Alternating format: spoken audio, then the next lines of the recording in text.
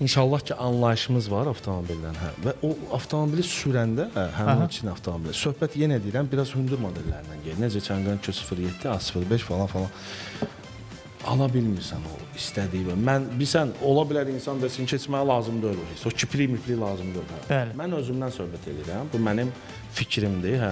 Şəxsən mən onların hündür modellərindən o kipriyi ala bilmirəm. Adi diaqnostik edirəm, qardaş. Diaqnostik edirəm o maşınları.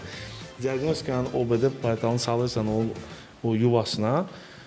O da Çanganlarda biraz yaxındır həmin o sükanın altında olan plastika. Qardaş, o plastiki belə eləyirsən, dala gedir, qabağa gedir. Dala gedir, qabağa gedir. Bildin? Yəni yoxdur da. Bu hər şeydə bunlar Kiplik yoxdur da yox, yəni. hər şeydə bunlar nədir onun adı? Artıq xərci varmıyıblar. Aha. Hər şey elə ekonom. Qapısını bağlayırsan, sanki kağız bağlanır, qardaş. Yəni məndən heç kim inciməsin burada. Hə, gəl hansısa bir Amerika, Avropa və ya Yapon brendi ilə eyni gövdədə olan avtomobilləri qoyaq bir qırağa, onun qapısını bağla, bunun qapısını bağla. Başa düşürsən necə? Bir sual verəcəm. Yaxşı, usta sənin yanında belə maşın da görmüşəm mən.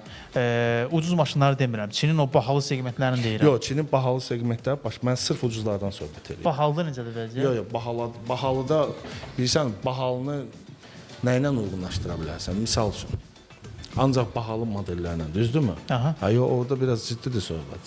Çin özü də onun üzərində bahalılar- işləyir. Bahalılar normaldır. Ben Normal. Hə, bahalılar normaldır. Dayun zat firmalar var. Ben bakmışım, onlarda kачество, даже farasında belə kачество var. Məsələ burasındadır. Çin özü hal-hazırda daxili bazarında çox böyük rəqabət var. Çox böyük rəqabət var, hə. Bir-birlərinə yarışırlar orada markalar. Çox yarışırlar, nə bilim, görək də axırı hara yesin.